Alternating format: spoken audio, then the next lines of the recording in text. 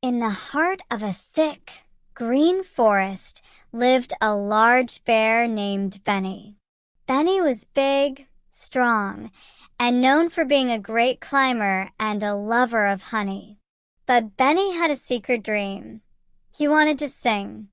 Every morning, Benny would listen to the birds chirping sweet melodies, and he wished with all his heart that he could join them. One day, Benny decided to try singing. He stood tall in the middle of the forest and took a deep breath. La la Leia, he sang. But instead of a sweet sound, his voice came out as a loud, rumbling roar.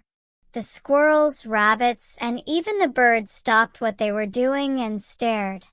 Bears don't sing. A bird called out from a tree. Your voice is too loud and growly. Benny felt embarrassed. He lowered his head and shuffled away, thinking maybe the bird was right. Maybe I'm just not meant to sing, he sighed. Later that day, Benny went to visit his friend Daisy, a wise old owl who lived high in the trees. Benny told Daisy about how the other animals laughed at his singing. They say bears shouldn't sing because our voices are too loud. Daisy hooted softly, her large eyes twinkling. Oh, Benny, just because your voice is different doesn't mean you shouldn't sing. Every creature in the forest has their own unique song. Yours is just a little deeper and louder, and that's okay. But how can I sing when everyone says I shouldn't? Benny asked. Daisy fluffed her feathers. Sing because it makes you happy, not because of what others think. You have a voice that's yours alone, and the forest would be missing something special without it.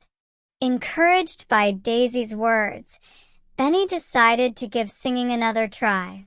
The next morning, as the sun rose over the treetops, Benny walked to the edge of the forest, away from the other animals, and began to sing.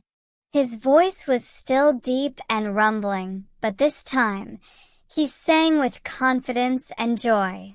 Benny's song echoed through the trees, filling the forest with a sound unlike any other.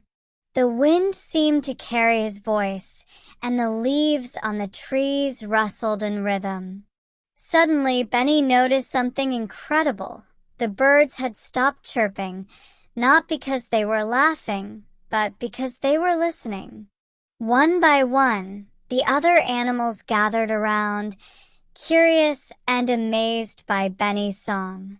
A small rabbit hopped over and said, I've never heard a song like yours before. It's so powerful. The birds, too, fluttered down from the trees. We didn't realize your voice could sound so beautiful, one bird admitted. It's different from ours, but it makes the forest feel more complete. Benny smiled, his heart full of joy. He realized that his voice, even though it was different, added something special to the forest.